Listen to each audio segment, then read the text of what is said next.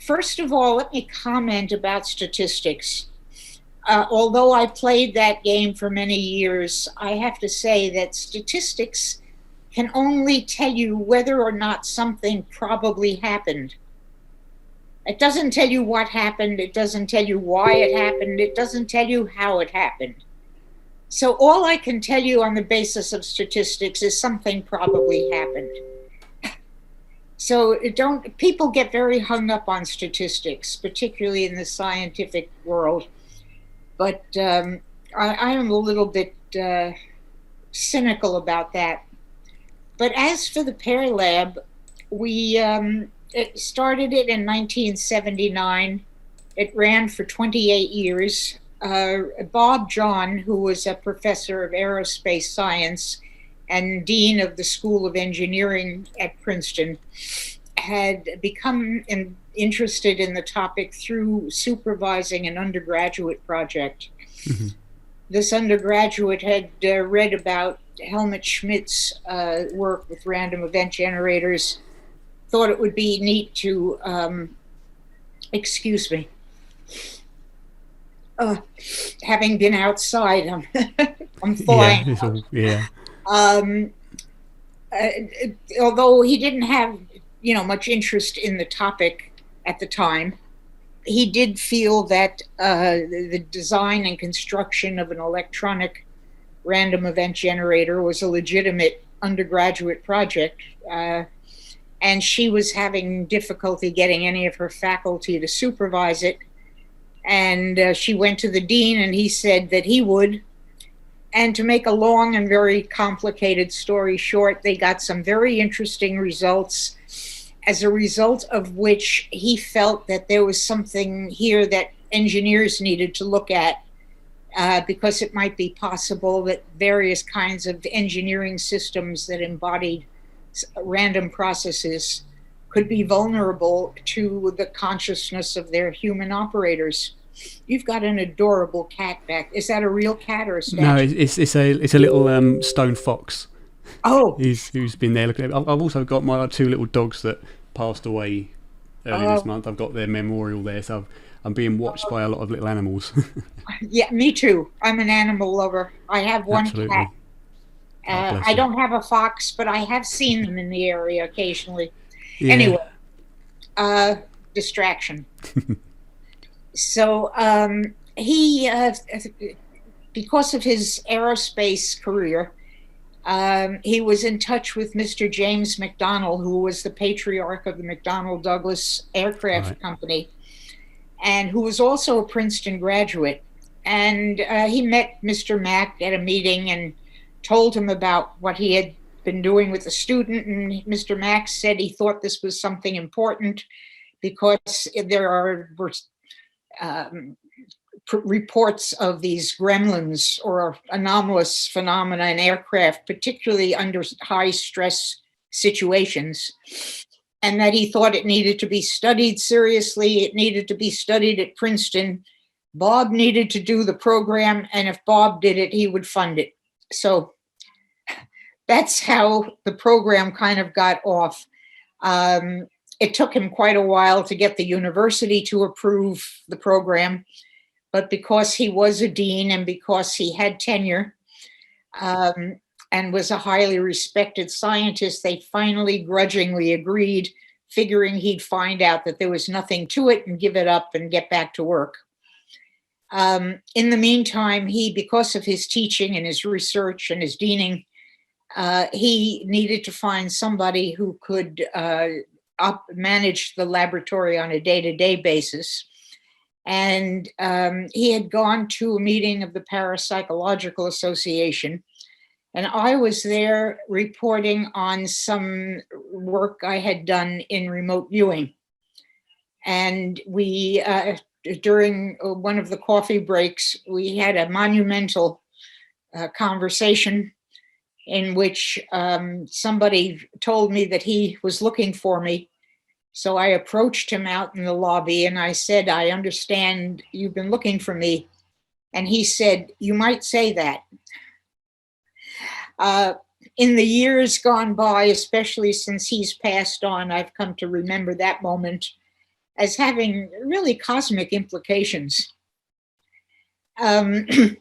Anyway, it took him, the better part of a year to get the university to approve my appointment because they couldn't figure out why a psychologist would be capable of running an engineering program. But we finally got that one through. And in June of '79, we started the program. So that's the short form of the history. I had been living in the Chicago area at that time and was finishing up my graduate studies at the University of Chicago. Anyway, the program had really three main portions. One of them was a continuation of the work he had done with the student, namely building a more reliable random event generator. And carrying out some very carefully controlled experiments to see if the random output of these electronic devices could be influenced by human intention. The other part of the program was a follow-on on the work I had been doing in remote viewing. And in that context, we were not so much trying to prove that it worked, but trying to develop a more reliable analytical technique for measuring the amount of information acquired in the process. And the third part of the program, because we were seeing some very striking results in both of the first two, was really trying to come up with some kind of a explanation or understanding of what was going on. It was very clear early on that what we were doing was more than just an engineering program, and that we were seeing something much more profound, namely how consciousness operated and how it interfaced or interacted with its physical environment. So off we went. For 28 years, we generated huge databases in the human-machine interactions and in the remote perception. The results were extraordinarily significant statistically, indicating that something was probably happening. And then we went on trying to figure out what in the world was happening. A lot of the research results and some of our theoretical models that we were exploring can be downloaded from our internet website. So I'm not going to go into the details on that. I will just refer you to those. We also have a couple of books, two books, one of them called Margins of Reality, the Role of Consciousness in the Physical World, which was originally published in 1987 and has been reissued now by our ICRL Press. The second book is called Consciousness and the Source of Reality, the Pear Odyssey. Because it was very difficult to get mainstream publishers to publish books on these topics, as you might imagine, well, let me skip ahead. When we were ready to close the laboratory, and we felt we had pretty much done all we could do under the conditions that were permitted according to the university's rules and regulations, we started a small consortium, and which became a nonprofit organization called International Consciousness Research Laboratories. And one of the things that ICRL does is we have a publication imprint called the ICRL Press.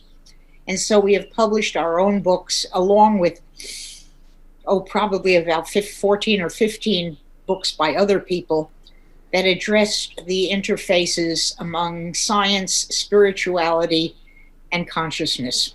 Mm-hmm. So, okay, where do I go? Well, ask me a question. Sure. So, so you mentioned that the Pear Labs shut down. It was quite recently, wasn't it?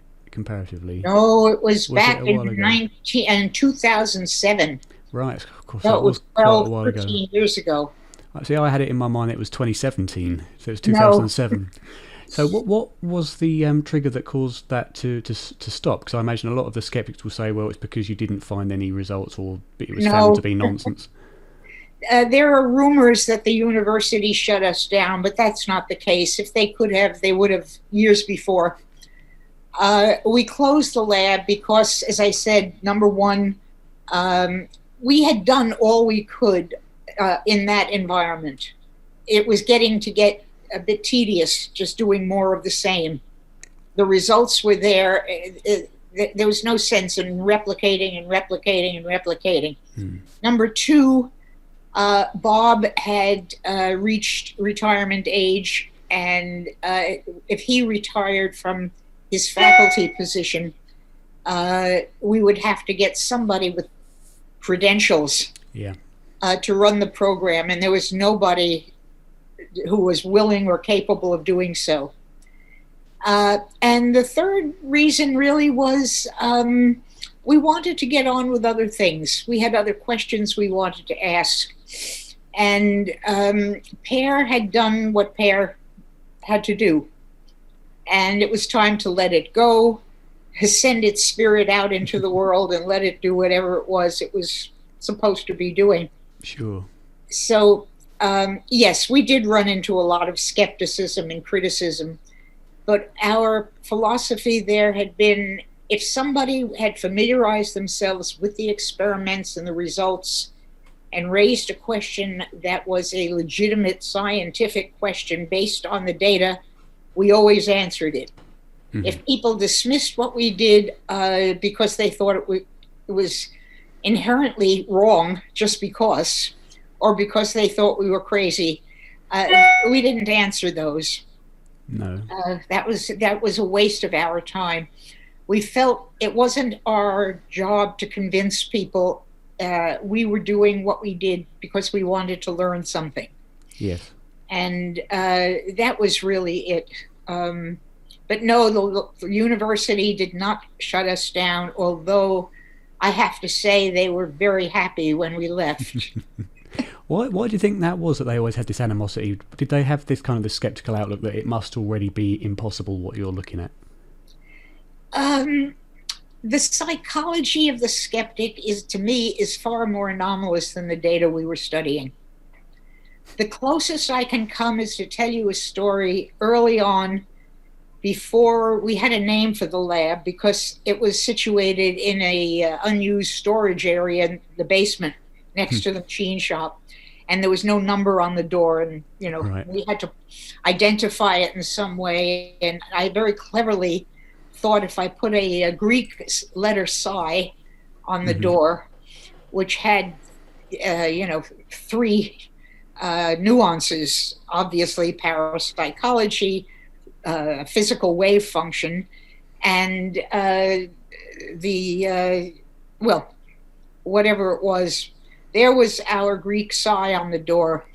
And by the time the third person came by with a terrified look on their face, it was usually a him, and asked me why we had a devil's pitchfork on our door. Right, yeah.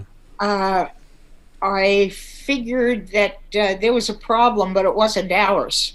Mm. And I would say, why are you seeing a devil's pitchfork? It's a Greek letter. You see it in your wave equations every day. But finally, I said, okay, this is obviously intimidating people. So I took the psi down and I put up a cute little poster. You've probably seen them with a spiral galaxy and an arrow that says, you are here. Yeah. And one day as I came into work, I found someone staring at this door. And he said, that's not our galaxy. And I went, oh my God. I said, thank you for telling me. I'd hate to have a misleading sign on the door. And I tore the sign down and walked inside and said, these people are nuts. Yeah. I mean, there's such a resistance that, and it's coming from somewhere deep inside. Why a devil's pitchfork? What does that? Yeah, Yes, indeed. I was a psychologist by training. I'm into symbols. Anyway, somewhere around that time, Bob and I had gone out to lunch, and we were saying, it's time we came up for a name for the place. And Bob said, I was thinking about Princeton Engineering Anomalies Research. What do you think? And I said, PEA, pear? Nah, doesn't do it for me. Okay. They brought our lunch. Bob said, pass the salt. I picked up this pewter salt shaker that was in the shape of a pear. Right, yeah. Handed it to him and said, no. Shortly afterward, the waitress came by and said, can I interest you people in some nice dessert? We have some freshly baked pear cake. Mm-hmm. Now, that was the only time in my life I ever heard of pear cake on the menu. I must admit, I've never heard that before. And at that point, I said to Bob, okay, I can't fight this, because if I say no, when I walk out, I'll get hit in the head with a pear. Yeah. And so the laboratory became the pear lab. We replaced the devil's pitchfork and the misleading cosmic sign, galaxy map, with a pear. And nobody could find anything to complain about with the pear. And there it was. And that's how we became the pear lab. It's almost surprising they didn't say that. Why have you got a misshapen apple on your door? No, it's a good thing we didn't have an apple, because then they would say, it was the devil tempting us. And people who said that we were doing the devil's work. They said that the only time these things can be taken seriously when they are produced in the name of Jesus Christ. Right. And I would say, well, that's okay, because every time we get a positive result, I go, Jesus Christ. Anyway, that will probably give you some inkling of the fact that in addition to doing some really very rigorous research, we also had fun. Yeah, and we did absolutely. It with a sense of humor. Good. That's the way to do it. I think the humor is a very important part of the phenomenon. This is... one cannot get stuck in a particular worldview or belief system. One has to just be open to whatever happens. And if you get offered pear cake for dessert, okay, so be it. And yes. Of course, those kinds of synchronicities happened an awful lot above and beyond the actual investigations. Sure. But we had probably one of the largest databases ever, with different types of random physical processes, with different algorithms to analyze remote perception results. And there was really no question that something was legitimate there. It was also clear that from talking to the people who did the experiments, and they were all volunteers, none of them claimed to be psychic or have special abilities, but they would very frequently say that, beyond the need to have an intention to go high or low or left or right, whatever it was, I have to develop a relationship with the device. Right. I have to have an emotional bond. Emotionally attached to it. Yeah, an emotional bond. And frequently they would describe it as similar to the kind a musician might have with his or her instrument, or a person might have with their car or with their computer. But the device becomes an extension of yourself. And that, I think, was very important. The other thing that struck us as very important was we were looking at different physical theories, none of which could account for what we were seeing, particularly since the effects we saw were independent of distance or time. Mm-hmm. Can't explain that by any known physical. So it didn't matter where the experimenter was geographically, the effect was the same. Up to and just as thousands strong. of miles away or many days before or after the device was run. So we started looking at another funny story. Bob taught a graduate level course in quantum mechanics. I had no knowledge of quantum mechanics. I'd never taken a physics course in my life. And he said, don't worry about the equations and the math, just get the general gist concepts. Concepts. And after a week or two, one day, one of the students in the class said to me, aren't you a psychologist? And I said, yes. And he said, well, why are you taking a course in quantum mechanics? And I said, quantum mechanics? I thought this was the psychology of subatomic particles. As you can see, I was and still am a bit of a wise ass. Sometimes you need to be, especially with the sort of people you deal with. Yeah. But what happened was Bob and I started looking at the concepts of quantum mechanics and looking at the philosophical writings of the people who had developed quantum mechanics, Bohr, Heisenberg, Schrödinger, Planck, all those guys. And we found that all of them, in their personal and philosophical writings, believed that what was going on had to do with consciousness. Of course, nobody read those works because they were only interested in the equations. Right. And I got these books out of the library. They hadn't been taken out in decades. But we wrote a paper, which now became a book, called The Quirks of the Quantum Mind. And the basic thesis is that quantum mechanics, or indeed any model of reality, is not reality. It is a description of reality. Right. Yeah. It is an attempt to describe our experiences of our subjective world. Experience, yeah. Yeah.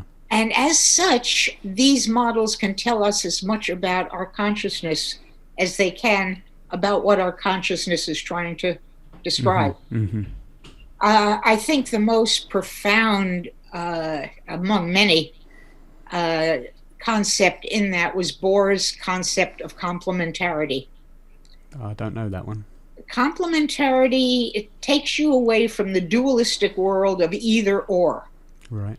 And it says that things are not either or, they are complementary. That is, they are just two ways of looking at the same thing. I see. And if you look at an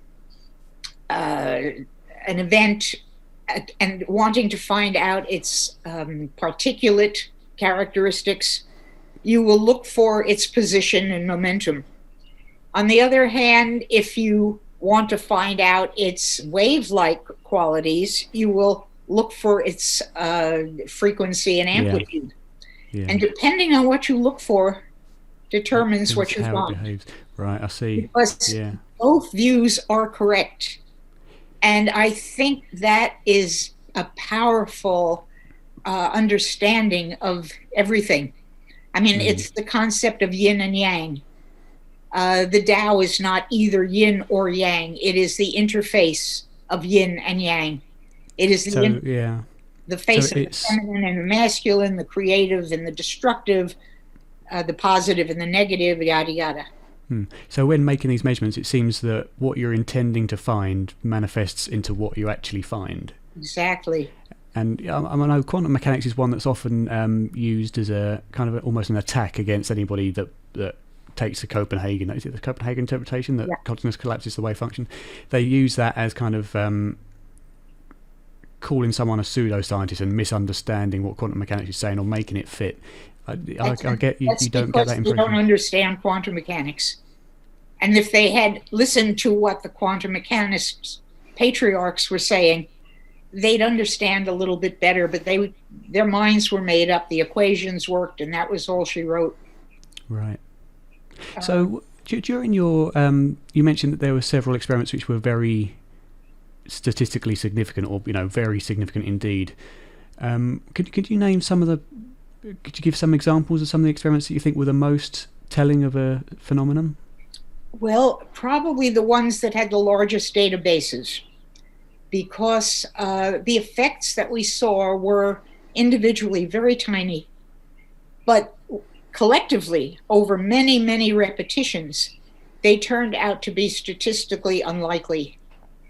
As an example, if you flip a coin, you have a 50-50 chance of getting a head or a tail. If you flip the coin 10 times and you get 6 heads, you're not going to be terribly impressed. No. If you flip the coin 100,000 times and you get 60,000 heads, something's going on. It's still that tiny little effect, but it compounds over repetitions. Yes, I can imagine the most common criticism with that would be, if chance was 50% and you were getting 55%, they would say, well, that's, regardless of how many trials has done, that's still a tiny effect, so it can be ignored. That's right. And the effect of the Higgs boson is even smaller. And yet that's accepted. Yes, that's accepted. The other thing, and going back to complementarity, one of the examples that is given is the wave and the particle, of course. And this is very important because you can also talk about complementarity of the objective, the descriptive, analytical aspect of our consciousness, and the subjective, the experiential or intuitive or direct connection with the experience. Those are two legitimate views of the experience. But the description isn't the only view. And the problem with our modern science, it's only hung up on description. Right. Intuition and subjectivity they're no-nos. Seen as illusions, aren't they? And that's very sad. And it's part of our educational system. It starts out, when you're a little kid, you already know kids are magical. Until you tell them, oh, don't worry about that, that's just a dream. Oh, that's only make-believe. That your imaginary friend isn't real. I beg your pardon. Yeah. Your imaginary friend may be more real than your father. But then we send them to school and they learn how to count and how to compare and how to compete. Yes. Yeah. And we don't teach them how to dream or how to imagine. They kind of lose that gradually. By the time they get to college and they're taking physics, they're told this is how it is. And they don't know that they can question that, or there are other ways of describing the real world. But when you see clear evidence that consciousness can acquire or generate information from thousands of miles or several days away, it is very clear that this is not emanating from the brain. The brain is organizing the information, but it is not generating it. Mm-hmm.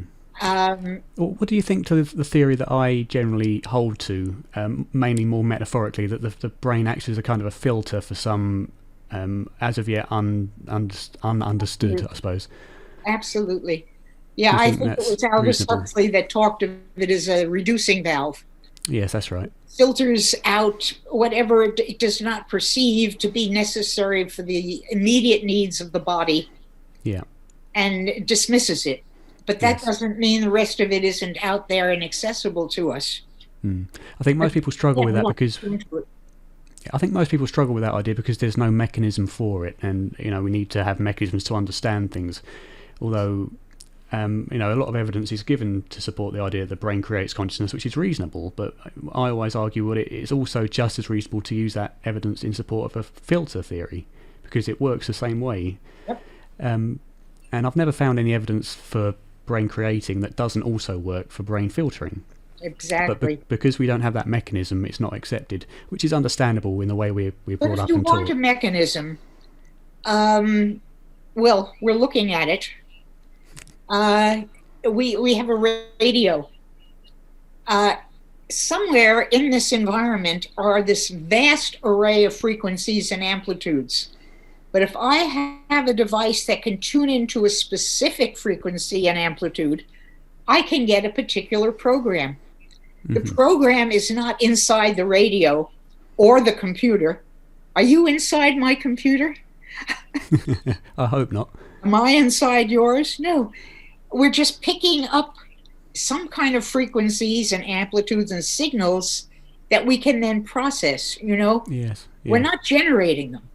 No. And that's what we don't understand. But it's what people like you or Huxley or many others have talked about and said, all we are information processors. We are not information generators. Yeah, indeed. So what do you think to the arguments of folks like Sean Carroll, who say, I mean, this is mainly on my main area of research, which is life after death, possibilities around that. He says, you know, life after death is impossible, but it touches on your sort of thing as well, or incredibly improbable, because there are no identified physical correlates to anything being received, and you would expect to see some kind of, you know, measurable physical activity from that interaction of the non-local mind consciousness with the brain. Does he know of any physical correlates of love? Does that mean love isn't real? I mean, we know chemical correlates of love. Come on. To some degree, we can say that when we see this chemical in a certain amount, we know that people report experiencing the feeling of love or pleasure with that chemical. Of course, that's correlation. Correlateral. Correlation ain't causality. No. And, you know, we could look at a beautiful sunset or listen to a beautiful symphony. Yes, you can analyze the notes in that symphony and each of the pieces, you know, the instruments.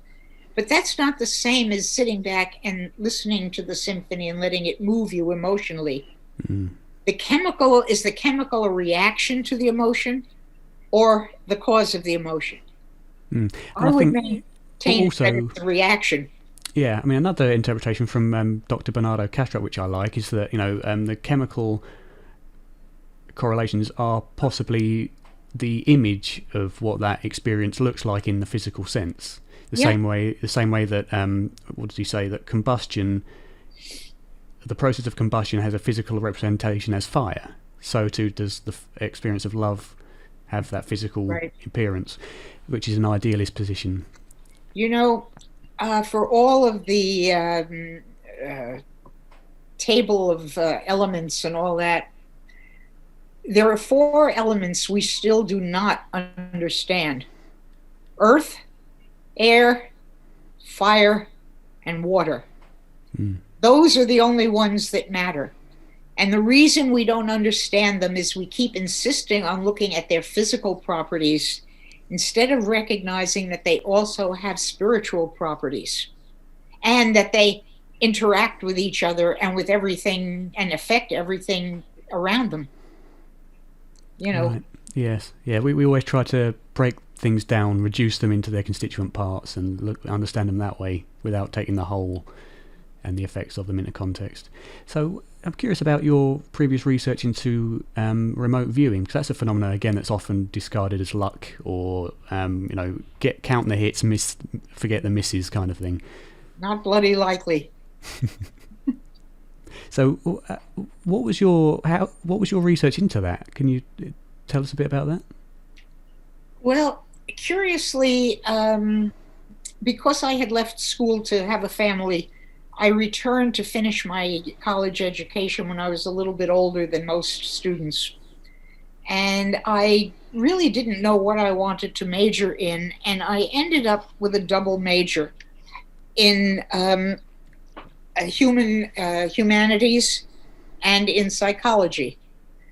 And it was very curious. For each of those, I had to do a senior project. For my senior project in humanities, I did a research paper on altered states of consciousness. for my project in psychology, my advisor had brought to my attention a work that had been recently published by Hal Puthoff and Russell Targ at SRI describing their remote viewing work. Yes. And I read the paper and I thought, oh, come on. This is far out. And then there was one thing in the paper that really bugged me, and that was they said that sometimes the percipient could describe the target seen even before it was selected. Right, yes, I remember that, yeah. And that troubled me a great deal. And then I decided, well, I'm going to try it for myself. And it was a very famous Sunday afternoon. I was doing laundry. And as I was folding my towels, I said, I am going to try to see if I can imagine where my friend is going to be at 5:30 this evening. And then I'll call her tonight and see where she was. Mm-hmm. Well, before I could even think about it much, I immediately had this flash or sense of her walking in the woods. Just spontaneously. Something that she typically did. Right. Her outdoor activities were tennis or bike riding. She was not a woods walker. Mm-hmm. About 5:15, my doorbell rang. My friend is standing there, and she said, I'm going stir crazy, and I needed to get out of the house. I thought it might be nice to go take a walk in the woods. Would you like to come? So after I sort of picked my jaw up from the floor and took a walk in the woods with her, I decided that I have to see this for myself. So I decided as my senior project, I would attempt to do a modest replication. I think I did 8 trials. Trying to and I got some remarkable results. A couple of scenes that were almost photographic in their similarities. Not all of them. Some were sort of, but not totally. And that was really what got me interested with Bob in trying to find a better way to quantify the information other than saying, wow, that's a good match. Yeah. But that doesn't do it for me. So what makes you believe against kind of this just being coincidental on occasion? Because it happens too often. Too often. Yeah. And some of the results are just too striking. Yeah. There's examples of them in our books, and I think there's a paper on our website. But I mean, they were remarkable. I mean, I could have been standing there. One of my favorite ones. I'm looking at your little fox. I was the percipient. A friend of mine or a colleague was the agent, and he was in Texas. I didn't know where he was. I just knew he was out of town.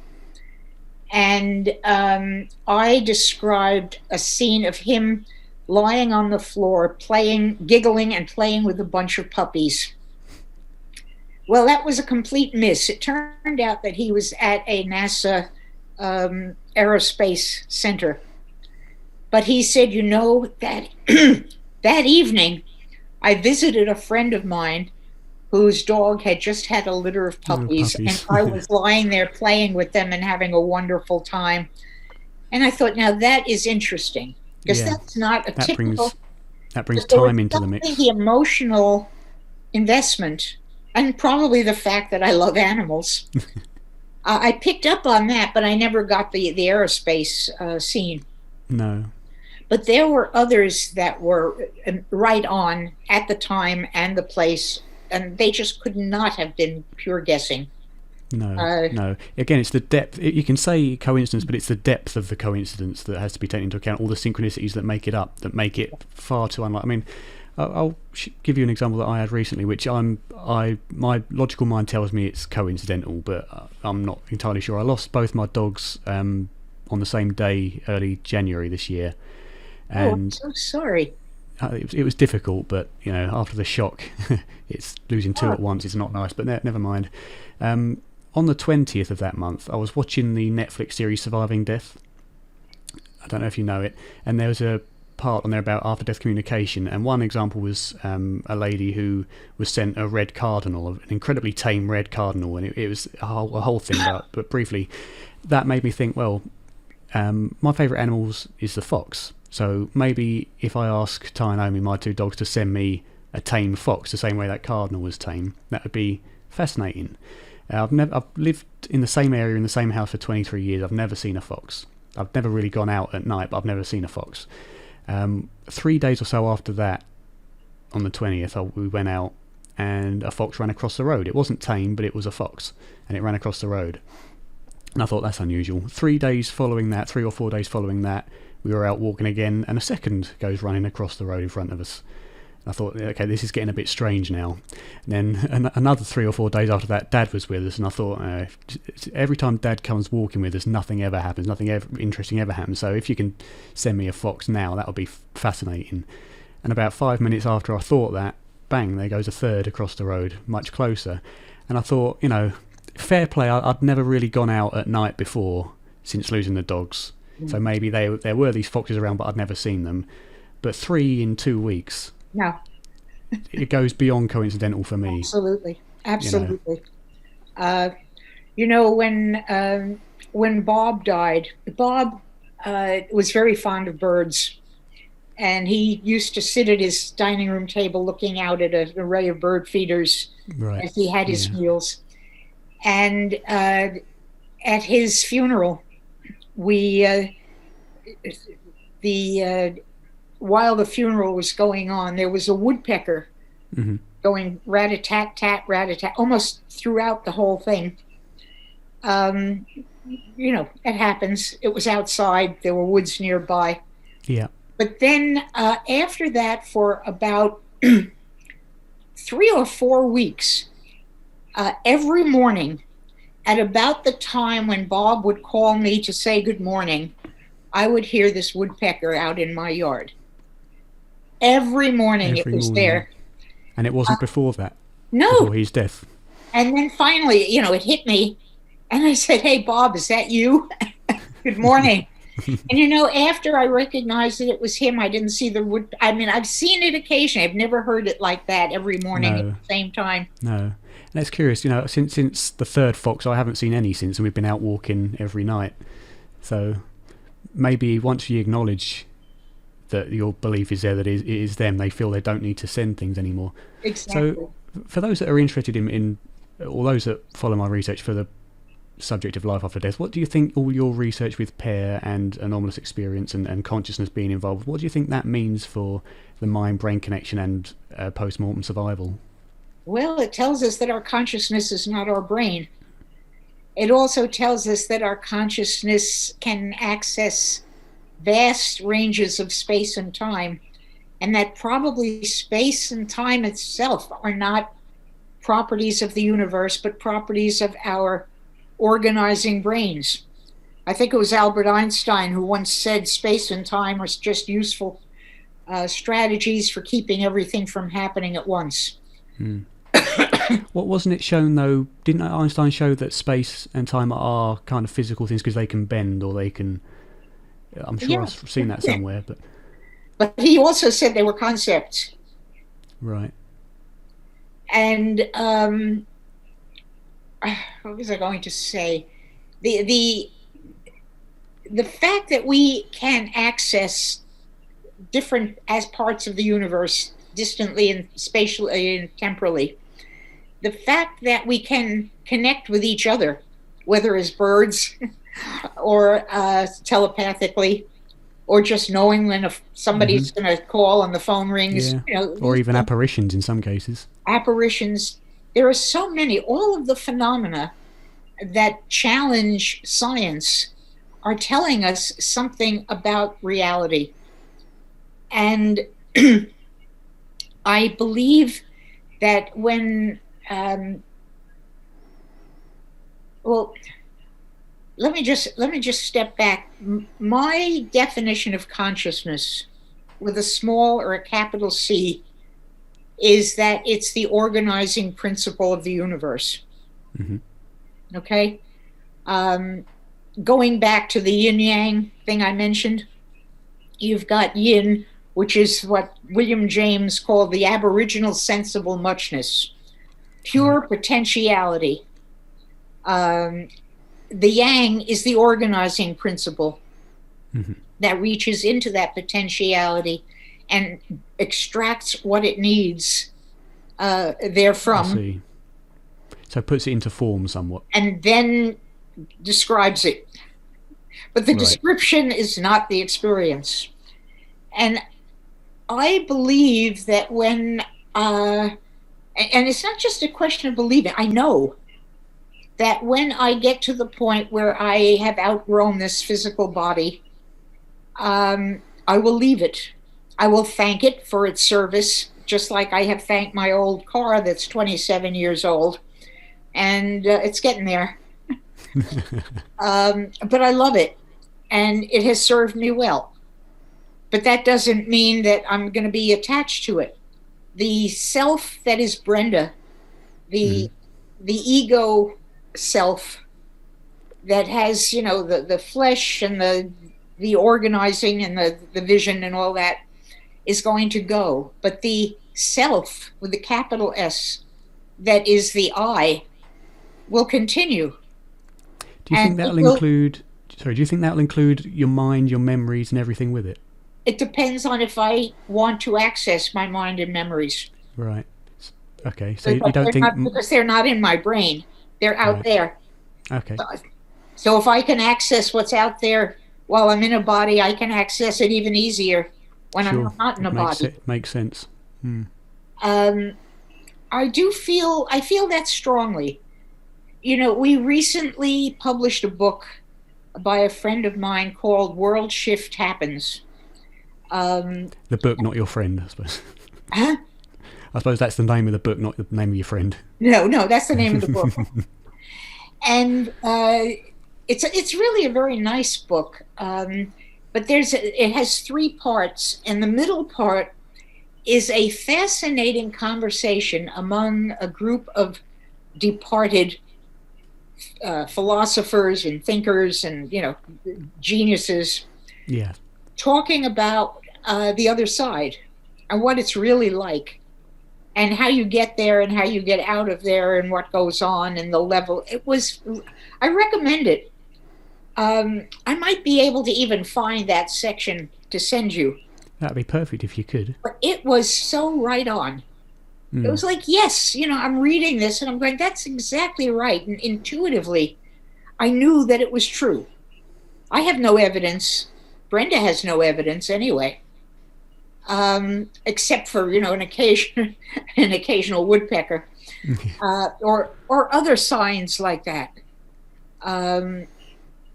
But you know, after a lifetime of collecting these experiences and a half of a lifetime playing the science game, I will put my money on my subjective experiences rather than the science. The science is simply a method to try to persuade yourself that you know something, yes, or to persuade someone else that you know something. Yes. And it doesn't really deal with the important things. For example, excuse me again, another book that we published that I recommend very highly. I didn't write it. A couple of friends in Italy wrote it. It's called Entropy, the Spirit of Love. And it proposes that there are 2 complementary, here we go again, forces in nature. One of them is the force of entropy. Entropy comes from the past to the future. It breaks things down. It creates more and more, reduces, you know, until ultimately all you've got is a bunch of chaos. Syntropy comes from the future, comes backward in time, and it comes from an event that is going to happen. And it becomes like an attractor, they call it, that draws to it that which it needs to manifest. All those experiences, synchronicities or coincidences. But the idea is that I'm slipping down in my chair. Science cannot explain life because according to the law of entropy, life can't happen. It gets more and more complex instead of more and more chaotic. So they can't explain that at all. Listen, they can hardly explain a virus, much less human life. True. Yes. Although with theories such as abiogenesis and things like that, they do describe that it seems that life can arise from non-life and things like that. So that's generally the main theory. I don't know enough about the origin of life and I suppose cosmic science to know anything about entropy or anything like that. So I'll have to take your word on that one. But well, they don't understand it either. They don't know anything about it either. They're just faking it. Fair enough. Really, Sure. they know a little bit and they presume. You know, many years ago, as Bob was explaining quantum mechanics to me, he said, do you know about covalent bonds? And I said, no, what's a covalent bond? And he then described it in the language that most physicists say, well, let me give you a trivial, always a trivial example. Now, let's say you have two hydrogen atoms and each of them has a nucleus and an electron. And if they get close enough together and if their electrons are spinning in opposite directions, they will come together and merge and become a molecule, which has two electrons that are just spinning around. And that was a metaphor, of course, and it was beautiful. And at that point, I said to him, you know, that's really amazing. I said, you know, tell me about more complicated things. What about uranium that has lots and lots of, oh no, they can't do that. I said, well, why not? Well, it's a three-body problem. I said, what do you mean by a three-body problem? Well, as soon as you're talking about more than two events, you can't describe it mathematically. Said I, are you telling me that all you physicists really know is hydrogen? And that everything else you think you know is just an extrapolation from hydrogen? And he said, yeah, pretty much so. And that blew me away. And I said to him, you know, Bob, I said, you physicists have the answers, but you have no idea what the question is. I know what the question is. That was a very early conversation that we had. Years later, I asked a physicist friend of mine, can you explain the difference to me between trivial and non-trivial? And he said, sure. Trivial means, in principle, it can be solved. Non-trivial means it's impossible. I said, oh,